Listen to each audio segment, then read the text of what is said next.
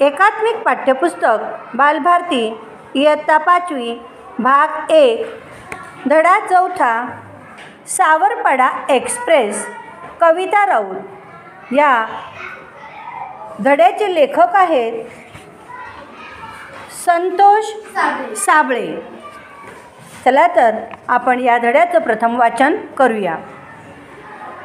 दुर्गम भागातील रस्ते म्हणजे मातीचा धुराळा, पाण्यासाठी वणवण करणे हा रोजचा दिवस।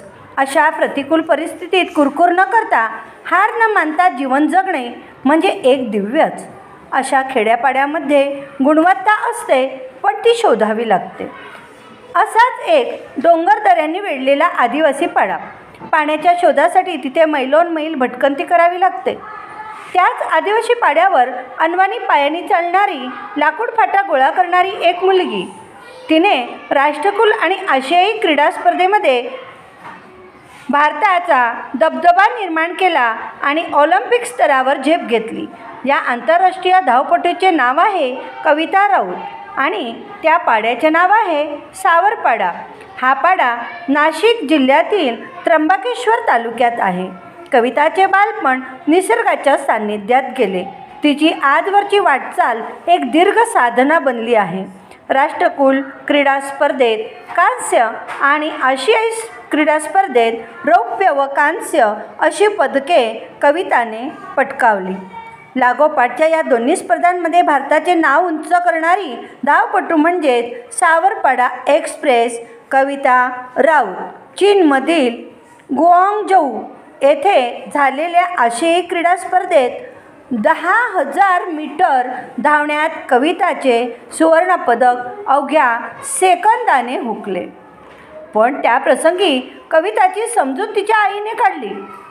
आईच्या शब्दांनी कविताला थोडा दिलासा मिळाला। अवघ्या 4थी शिकलेल्या आईच्या समंजस शब्दांनी कविताला आजवर अनेक कठीण प्रसंगांनी आधार दिला आहे। कष्टप्रद अनुभवांमुळे कवितांचे पाय कणखर बनले। नाशिक जिल्ह्यातील शालेय क्रीडा स्पर्धेत कविताने धावण्यात प्रथम क्रमांक मिळवला। पण कविताचे वेगळेपण तिचे वडील रामदास आणि आई सुमित्रा यांना फारशा तीव्रतेने त्यावेळी जाणवले नाही। कविताच्या पायामधील चमकदार दौड हेरली ती प्रशिक्षक विजेंद्र सिंग यांनी। त्यांनी कविताच्या आईवडिलांची मानसिकता तयार केली आणि तिला नाशिकच्या भोसले मिलिटरी स्कूलच्या मैदानावर तंत्रशुद्ध पद्धतीने धावण्याचे धडे देण्यास सुरुवात केली।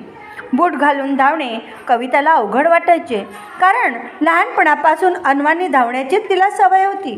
विजेंद्र सिंग यांनी तिच्याकडून बूट घालून धावण्याचा सराव नियमितपणे करून घेतला। हिऱ्याला पैलू पाडल्यावर त्याचे तेज अधिकच फैलावते, तसे तिच्या बाबतीत झाले। गुजरातमधील गांधीनगर येथे झालेल्या राष्ट्रीय पातळीवरील शालेय स्पर्धेत धावण्यात रौप्य पदक मिळवून तिने यशाचा आरंभ केला। पुढे मग नाशिक येथे सराव आणि हर्सुल येथे शिक्षण अशी कसरत कविता करत होती। कविताची ही ओढाताण पाहून वीरेंद्र सिंग यांनी तिला 11वीसाठी भोसले मिलिटरी कॉलेजमध्ये प्रवेश मिळवून दिला। ती राहणार कुठे हा कविताच्या आईवडिलांना पडलेला प्रश्नही वीरेंद्र सिंग यांनी सोडवला। 24 ऑक्टोबर 2002 पासून पुढील 5 वर्ष ती त्यांच्याच घरी राहिली। स्वतःचा एक मुलगा आणि एक मुलगी असलेल्या सिंग दाम्पत्याने आपली दुसरी मुलगी म्हणून कविताचा सांभाळ केला। तिच्या धावण्याच्या गतीकडे वीरेंद्र सिंग यांनी लक्ष पुरवले आणि त्याची प्रचिती म्हणजे कविताचे यश एकापाठोपाठ एक विक्रम तिच्या नावावर झळकू लागले। कविताच्या यशामुळे हर्सुल सावरपाडा या भागात नवी ओळख मिळाली। आज केवळ राऊत कुटुंबालाच कविताचा अभिमान वाटतो असे नाही, तर संपूर्ण हर्सुल परिसराची हीच भावना आहे। नवी दिल्लीतील राष्ट्रकुल स्पर्धेत कविता जिंकल्याचे जाहीर होतात हर्सुल सावरपाडा येथे जणू काही दिवाळीच साजरी झाली होती। स्पर्धेत विजयी झाल्यानंतर कविता आपल्या गावी येणार म्हणून सकाळपासून जो तो स्वागताच्या कामात गुंतला होता। कविताचे कौतुक करण्यासाठी गावोगावचे लोक हजारोच्या संख्येने उपस्थित झाले होते। लेकीभोवती निर्माण झालेले वलय, तिला सत्कारासाठी घेऊन जाण्यास येणाऱ्या आलिशान गाड्या, पत्रकारांचा गराडा यामुळे आपली लेक लई मोठी झाली आहे याचे समाधान तिच्या आईच्या डोळ्यामध्ये सहज वाचता येत होते. कविता बंगळूर येथे विशेष प्रशिक्षणासाठी गेली असताना रोज किमान एकदा तरी आईशी फोनवरून बोले. यावरून त्या माय लेकीचे गहिरे नाते दिसून येते. कविता सांगते, आईशी बोलल्यावर मनाला वेगळंच समाधान वाटतं. दिवसभरात जे झालं ते सर्व मी आईला सांगते. माझ्या त्रासाबद्दल मात्र तिला मी काहीच सांगत नाही, कारण ते ऐकून आईला उगीच वाईट वाटत राहतं. कविता हळवी आहे.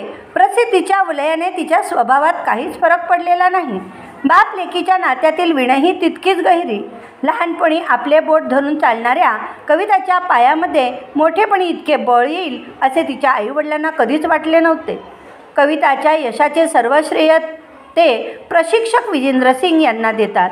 जेव्हा कविता प्रतिकूल आर्थिक परिस्थितीशी झगडत होती तेव्हा तिला आर्थिक मदत मिळावी म्हणून जो भेटेल त्या प्रत्येकास विनंती करण्यात विजेंद्र सिंग यांनी कोणताही कमीपणा वाटू दिला नाही.